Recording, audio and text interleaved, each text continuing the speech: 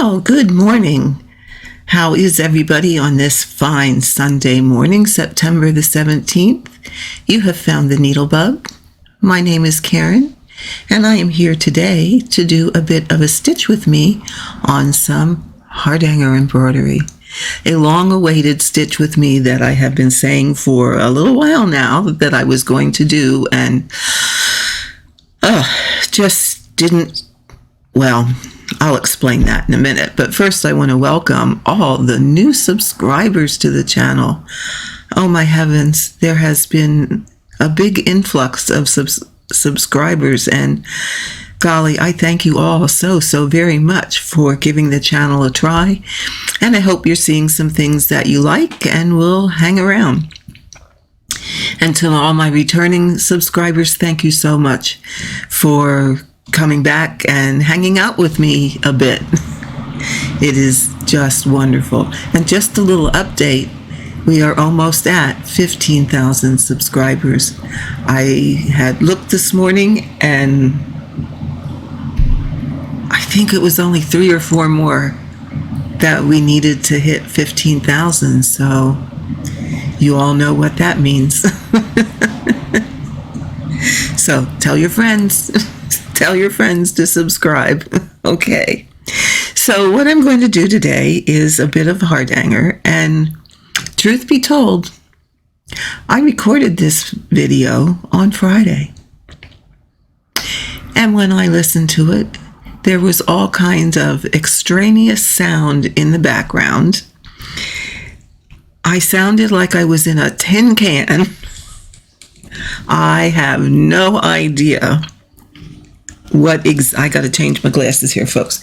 I have no idea why all of a sudden it went crazy, which is what it did, and I just couldn't post it because it was really bad. It was really bad. So that one got deleted, and I don't need this light. There we go.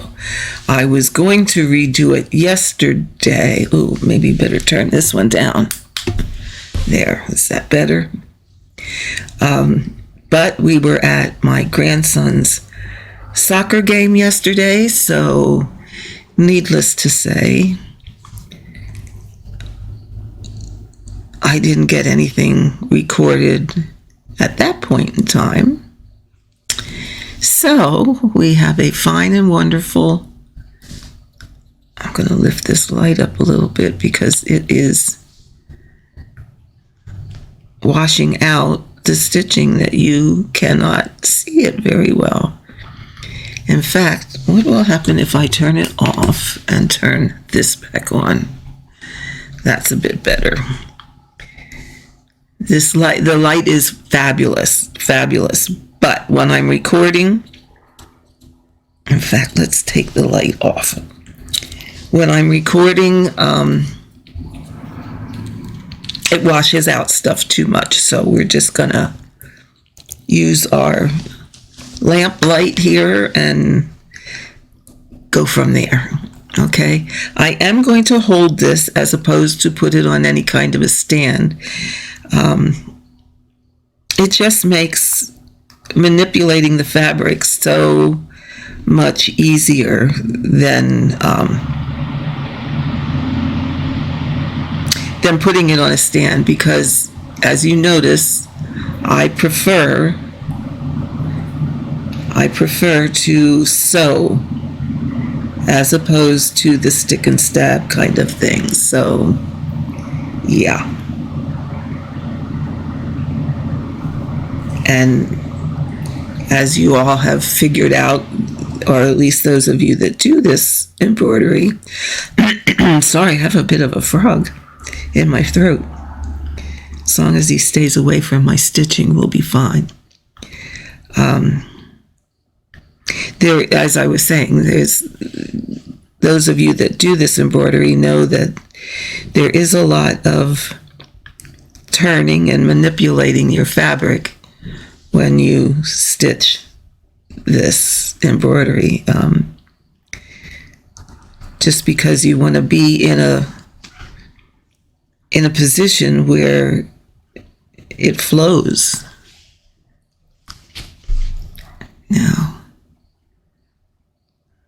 I was playing with my camera settings, so hopefully this is coming through a bit better than it did the last time. The difficult thing is the fact that this is 40 count Verdal. So to get you to see the threads very clearly, pardon me, is really a bit of a challenge. So I think I have it the best that I could get it today. And once again, the difficult part of that is just about every time I do a stitch with me, I have to reset everything. So yeah. And as you see, this is something I mentioned before that I didn't always do. And I don't know what's on my thread there. We'll have to get that out later. I didn't always do this, but with this particular piece, I have been doing more and more basting lines. This piece is a little bit of a challenge, and it's not really... I hate to discourage anybody, but it's really not really for a brand new stitcher. I would say it is best stitched by someone who has a bit of experience. Ooh, whatever that is, I might have made it worse.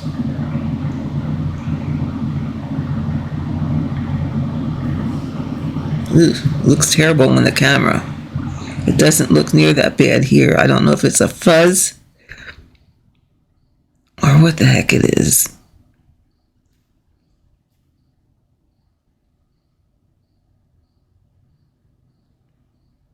But I really don't like that. I really am going to have to remove that.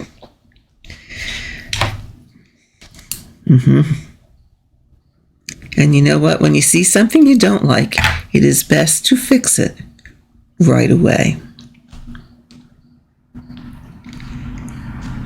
But anyway, as I said, I'm using more and more basting lines because this chart has many areas that really the connection to other areas is after a space. Like there's an open area like here. This will all get cut and wrapped. So you have to, let's do it this way. You have to be sure that these blocks are lining up with these blocks, because in here is all going to be cut and wrapped. Hence the need to really have to do some guidelines to make sure that you are spot on where you need to be. So I am finding that I am doing more and more of that. What I'm also going to do, let's work this end in here before we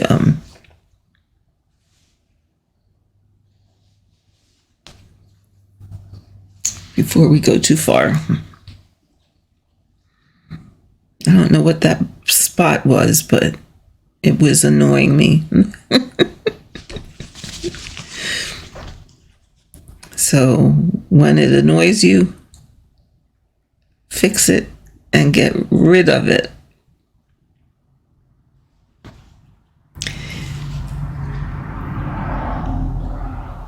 I have decided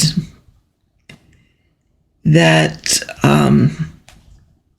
I am going to alter this pattern. This is a huge, if you guys remember, this piece is huge. If you saw it, it was the opening picture on the video.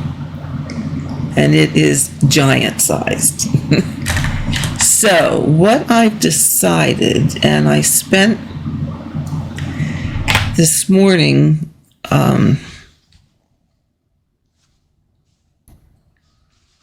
revamping some things, and I wanted to do that before I came on here live, and I think I'm going to work in this area here instead so that I can start doing some of that revamping.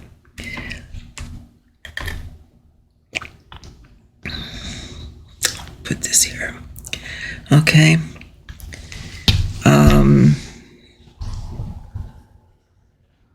Let me try and show you here.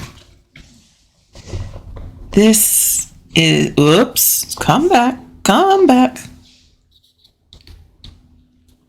Let me zoom you out a little bit here, so you can see my tablet. Okay.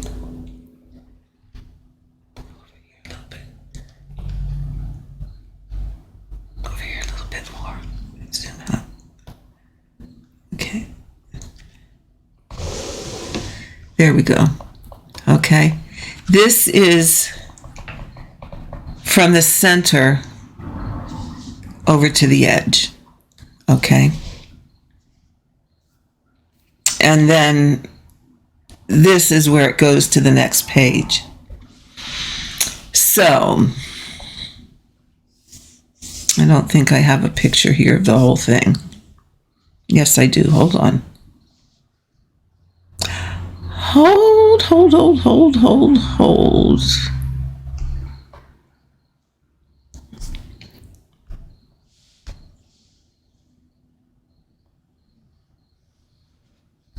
Okay, I thought I did.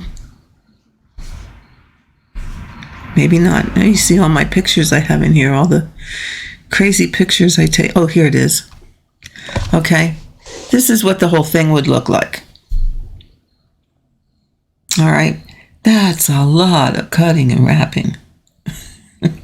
So, what I am going to do is I am going to do these first 2 pages down to here. Okay, so I am going to really cut these 2 diamonds in half, all the way out to the edge. Okay, so I'm going to take this line here. I'm going to stitch all of this, and since I'm going to cut this in half right here on these 2 diamonds, I'm going to take this and flip it upside down. All right, so that from here, these would be completed, these diamonds. This one would be here, but then all of this will be down here. So it's like taking each end, bringing it, and just omitting all this extra stuff that gives it length. Does that make sense? But I hope so, because that's what I'm going to do. So here on the edge, well, I'll show you how I charted it out this morning.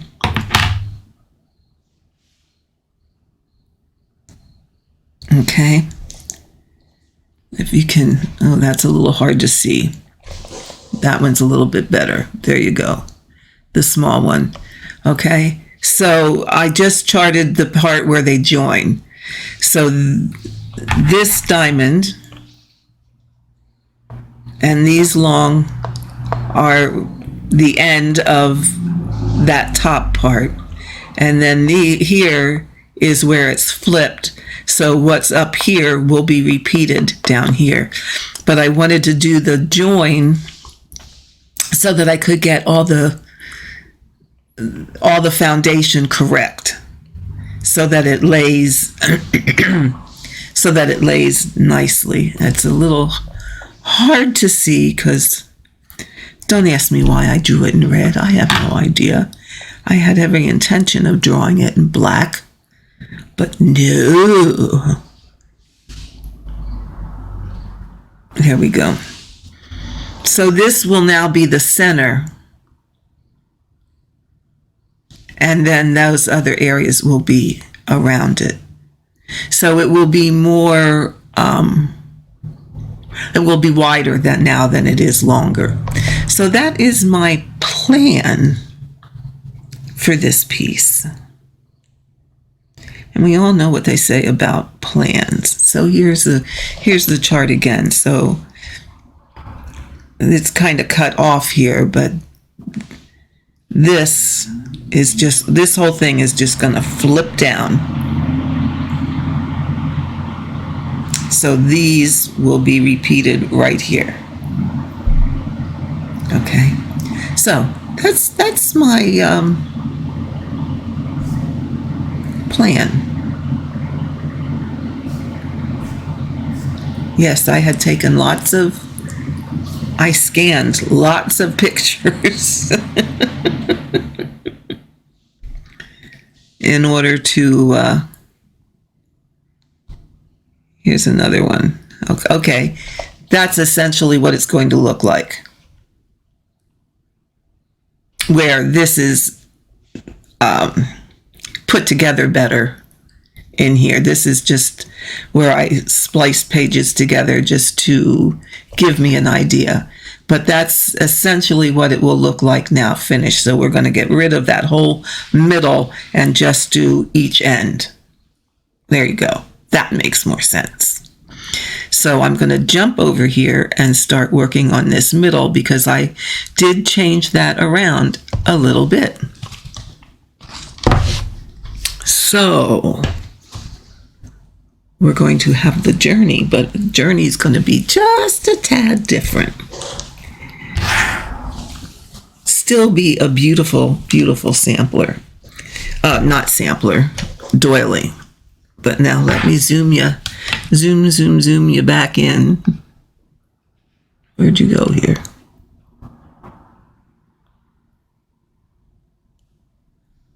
And like I said, it is a little bit hard to get you to actually see the fabric threads, but at least you get an idea of how the stitching goes. Okay. I'm trying to remember everything I talked about on that the last video that I had to delete because it was so terrible bad.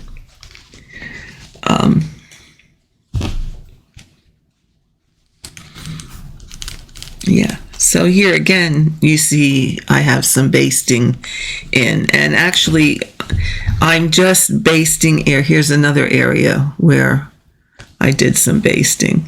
I'm just doing that as I go and as I need it. I'm not gonna put basting lines in the whole thing. I'm just doing it where I need it to make sure that things are lined up.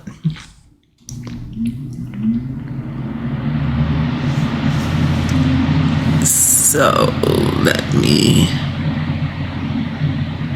go here and make this bigger. Yeah, and the nice thing about the app I used on my iPad is called Moby Stitch, and it is by the makers of WinStitch, Max Stitch. It's their iPad version, which is really really nice because I can sit here and I can draw it in, and I can do it with my Apple Pencil, and I just find it goes a whole lot quicker. Now, after I get the essence of it, if need be, I can go 5, 4, 8, 12, I think it's 20. I can go and put it in WinStitch and clean it up. So that's 4, 8, 12, 16, 20. 4, 8, 12, 16,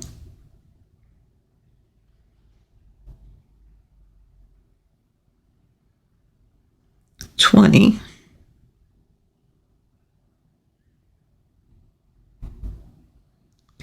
4, 8, 12, 16, 20, 24, because that has to match with that. Okay. Now here's where I should have run another basting line, but we are going to take our needle and run it down like this. 4, 8, 12, 16,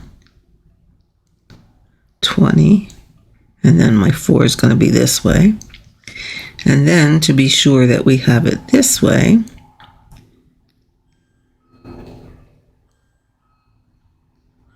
I'm going to take my needle and go across, and it looks like that matches up quite well also. Alrighty. That sounds like a plan. Now, it's a bit of a challenge to thread pearl cotton into it, but I have switched to using my ballpoint needle to do this stitching, because it really is nice to find the holes.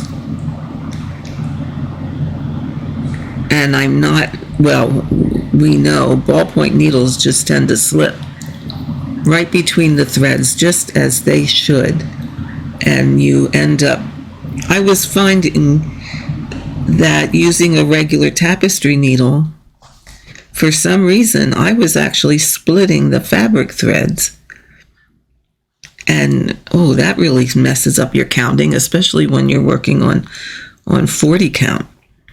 So I had to get out a needle threader to get it threaded. But I am using my size 40 ballpoint needle.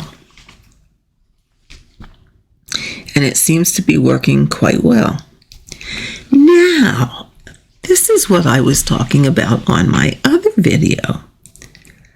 I found out something quite interesting. I was doing a bit of research on needles, actually, and I came across an article that was talking about, where the person was talking about these ballpoint needles. Now, we have known them and been introduced to them as easy guide needles, and for the most part here of late, 2, 3, 4, our place or our way of obtaining them is a pack of 2 that's put out by Sullivan's. Okay. Well, what I discovered is this. These ballpoint needles are actually weaver's needles. So people that weave, have the loom and do weaving, are actually the ones that these needles were made for, and they come in many different sizes.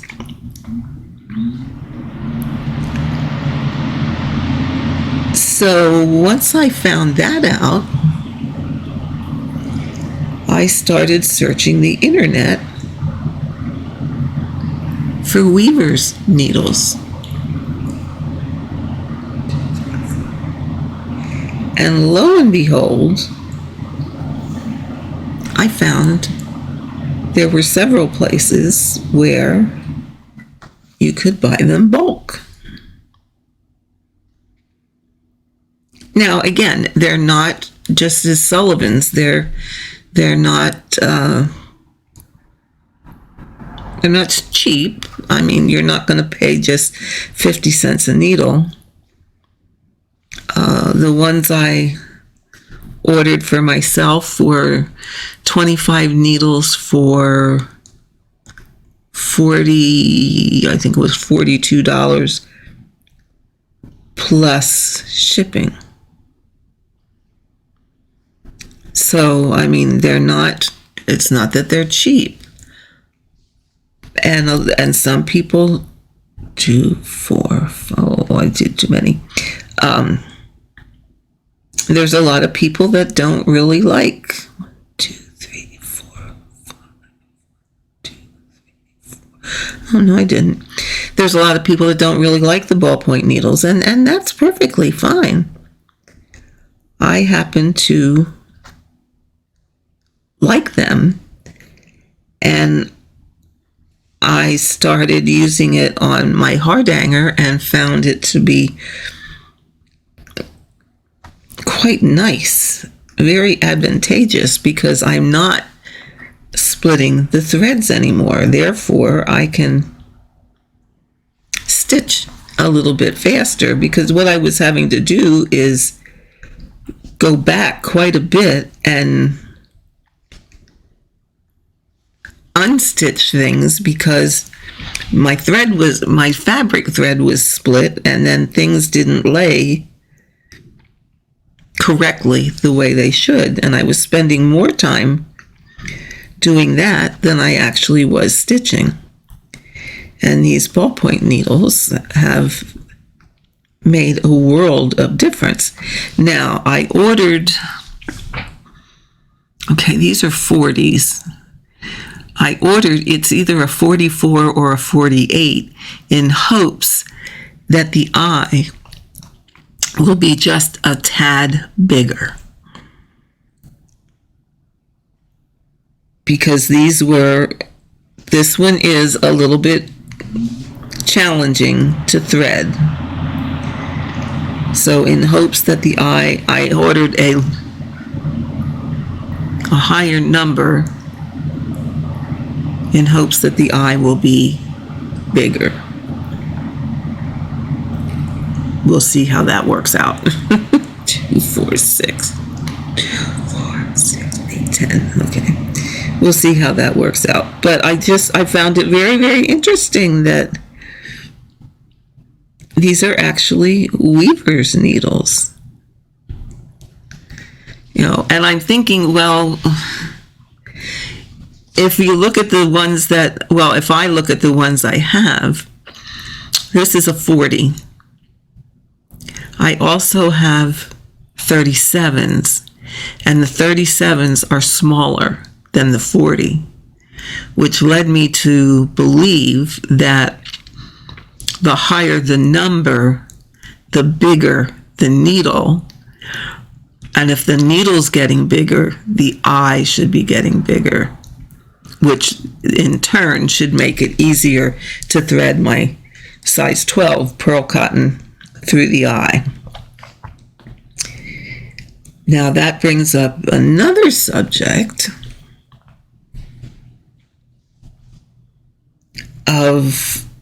I was reading in one of the Facebook groups where there was a discussion on what size needle to use on a certain size fabric. And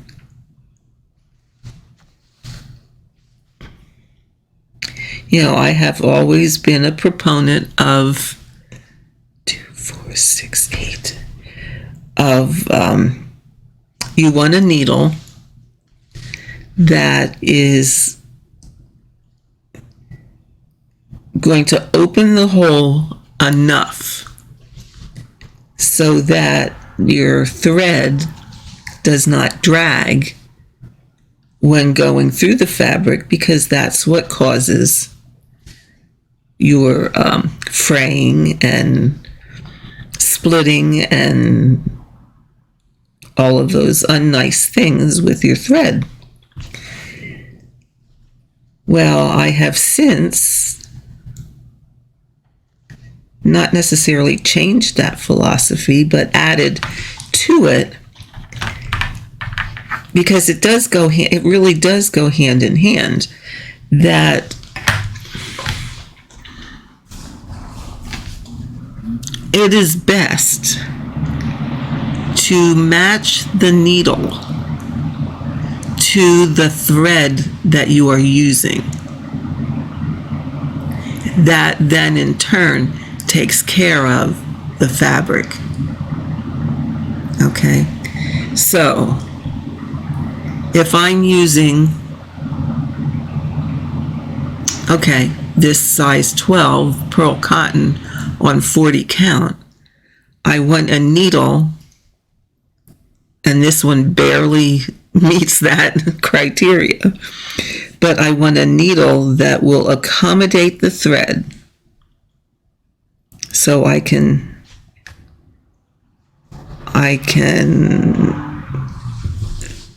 with a little bit of coaxing thread my needle with the 12 pearl cotton.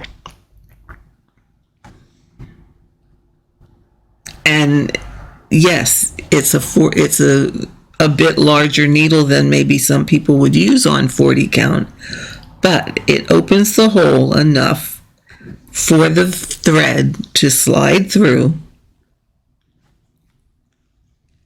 without having a lot of friction on the thread itself. 2, 4, 6, 8. I think it's 10. 2, 4, 6, 8. Yes.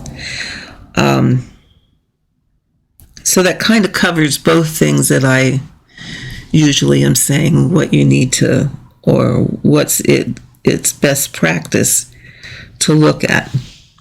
Then by the same token,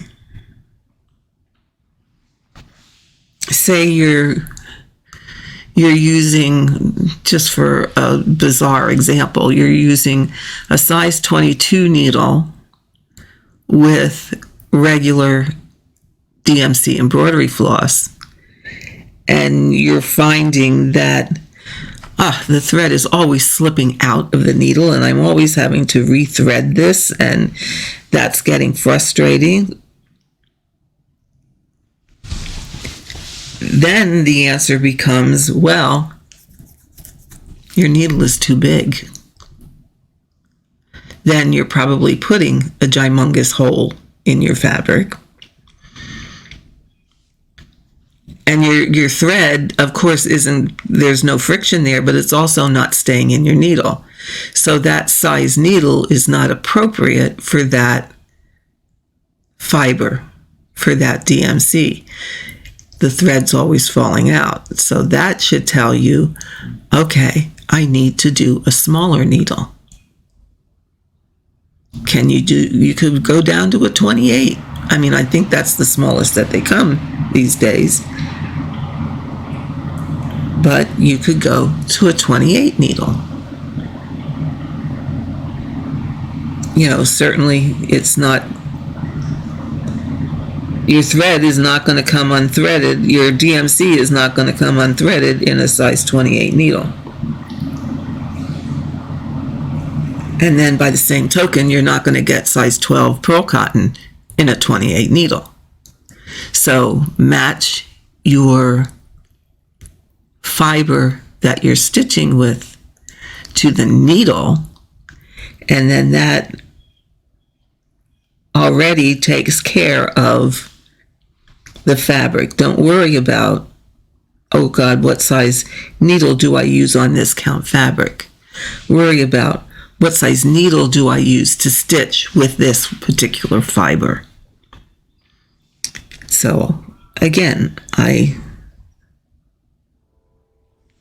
found that to be quite interesting. And I have to credit Jean Farish for that, because that is where I recently heard it, and I'm sure a lot of you that watch her also do. And it makes a lot of sense. It makes a lot more sense than just saying, oh, just have a needle large enough to open the hole so that it doesn't, your fiber doesn't drag.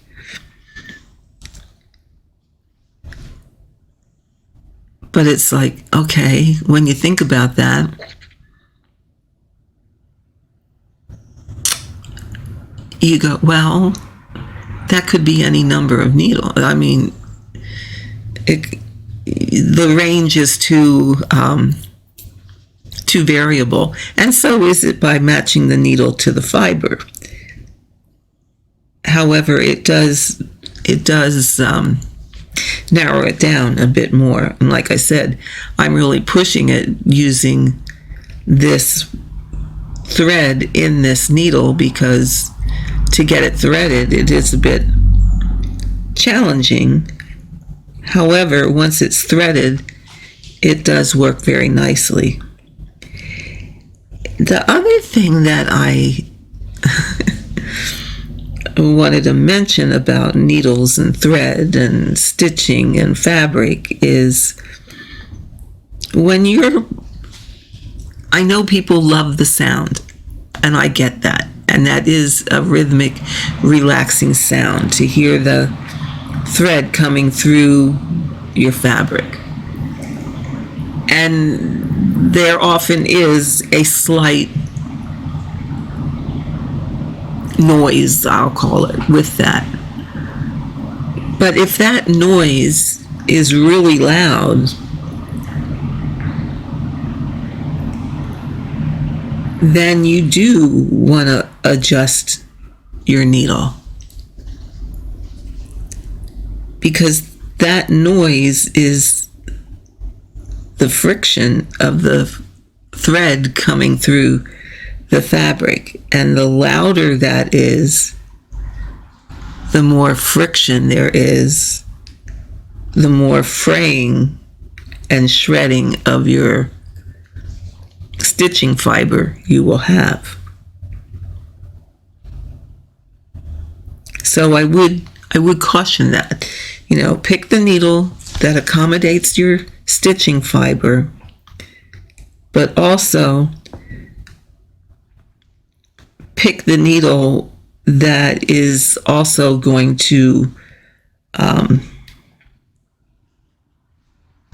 give you the smoothest, for lack of a better way to put that, the smoothest stitch, and not giving you a lot of that, I'm going to call it a scraping sound, of where the thread is rubbing against the fabric, causing a lot of noise. The louder the noise, the more friction there is. So I just caution you about that also. Now, as you notice, I can stitch a lot more, or a lot quicker, A, with this ballpoint needle, and B, the fact that it's Hardanger and not confetti heavy cross stitch. So that's why it's nice to have a piece of this going, just for something different, for something that's a little less mindless, or is mindless, a little less stressful. Because, stitching heavy confetti can be wowzers. Can sometimes be stressful. especially when you have a whole, a whole bunch of those, what I call one stitch wonders. Yeah. Yeah, that one stitch of a color in the midst of nowhere, where there is no other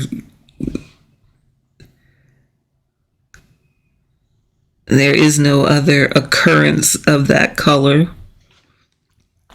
I think I told you I had one stitch of 939 in a whole page of nothing but black. And it's like, why? 2, 4, 6, 8, 9. There should be one more, and I can go up the other side.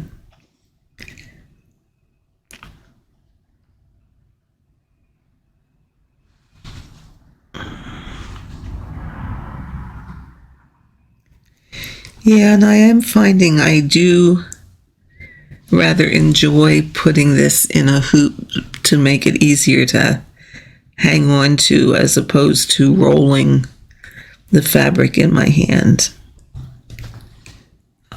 This just makes it a little bit easier. I am contemplating, though, once my sofa stand gets here, and then I would have to stick and stab, though, of putting it on a frame. But maybe now, since I have decided that I'm going to cut down on the length and just do this top part and flip it and repeat it, I may just cut off my excess here and that'll certainly be a 1, 2, 3, 4 not as cumbersome piece of fabric. Yeah, so that'll be nice. Oh, sorry. Oh, that's the only thing about not putting it on a stand. You tend to want to do this when you should be out here doing this. So what are you folks up to? What's everybody stitching on? And how many of you out there, I'm just curious, but how many of you are actually working on pieces of Hardanger or enjoy doing Hardanger embroidery? And 1, 2, 3, 4. The reason I ask is I have quite a number of people that are asking me for the handout, and this is fine. It's not any big deal at all. I have quite a number of people that ask for the handouts that go with the Let's Learn the Basics.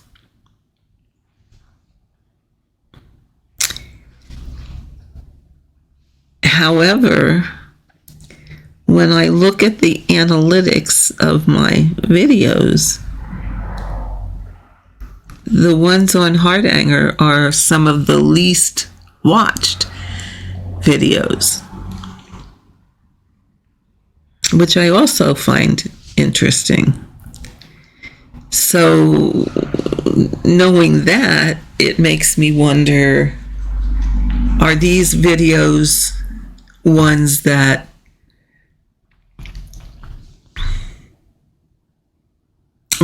we need to or I need to continue doing?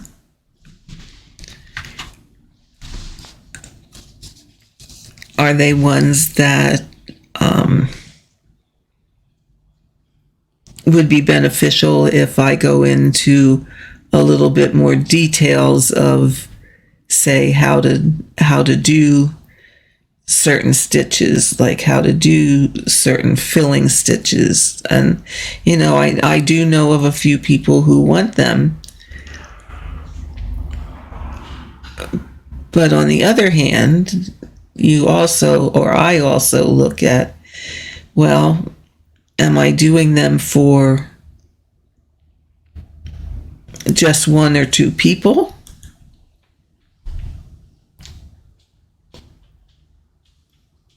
Which, if that were the case, I just as soon do a video call and walk them through it. Or am I doing it where there is a lot more interest and more people are going to benefit from that video? You know, it's one thing to make a video, but if you're making the video for just one or two people, that's a lot of time. This is what I mean about a challenge to thread the needle. That's a lot of time spent to do a video for just a very small handful of people. So I guess bottom line is what I am asking is, how much interest is there really out there in having these videos and in my doing more of them with more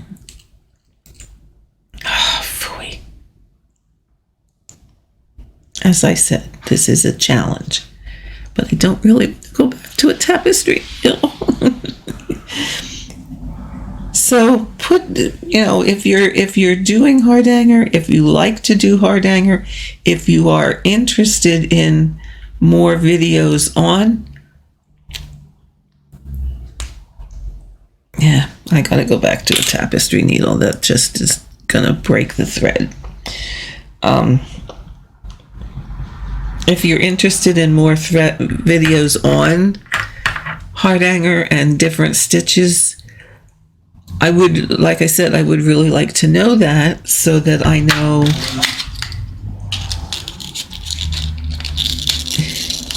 is it worth my time to make them and have them that I would be making them for a larger number of people as opposed to just a few people.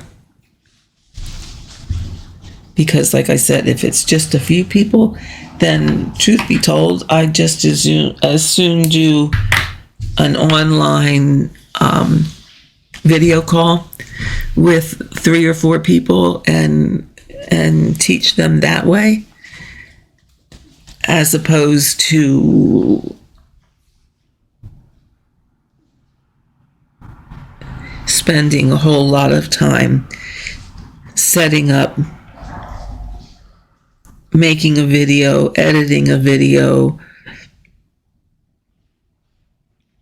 uploading a video, and all of that good things that go along with that. I just as soon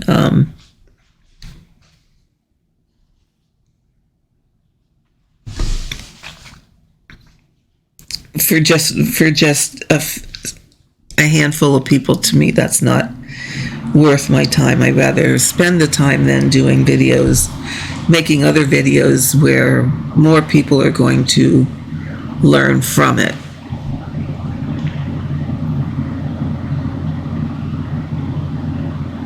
There we go. So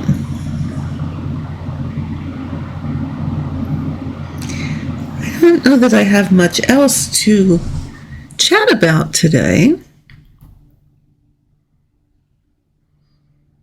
I will gladly answer any of your questions if you have questions. If you're new to the channel and you're interested in Hardanger, go back and look at the series, Let's Learn the Basics. And you can shoot me an email and I will send you the diagrams and the information that I have that goes along with that. My email is in the drop down box. You can certainly send me an email. 2, 3, 4. And if Hardanger is something that you enjoy doing, you want to learn more about it, leave me a message so I can make a decision on which way to go with that part of the channel. Okay, so with that, we're looking at almost an hour, and I really like to keep these to an hour or less. I'll soon have this one done, but that is, let me lay this out here for you and zoom you out and give you a gander at, well, that was just a fine how do you do, right in the middle of trying to zoom out so I can show you the whole thing of what is done so far. My computer just went, "We are sorry. It's not responding. We need to restart.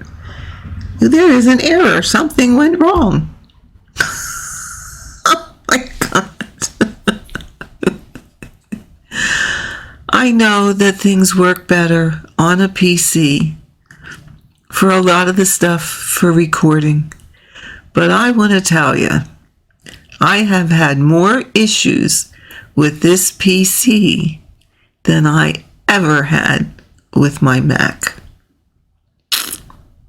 I'm learning a lot. I'm getting very good at fixing some things.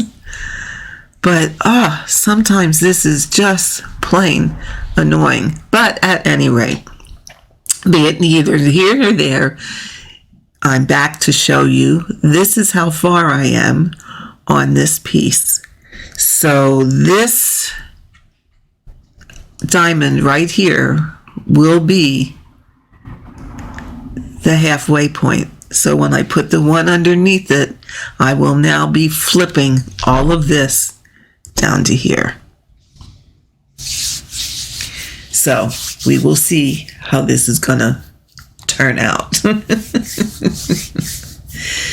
So with that, I am going to say, call it a day for now.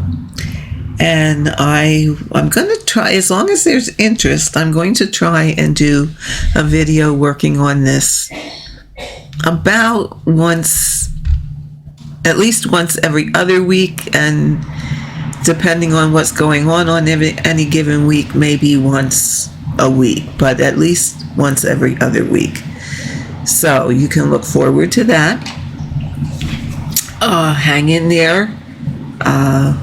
Giveaway will soon be happening for 15,000 subscribers, and I have to thank each and every one of you for that, and for subscribing to the channel and liking the channel. And please do comment and let me know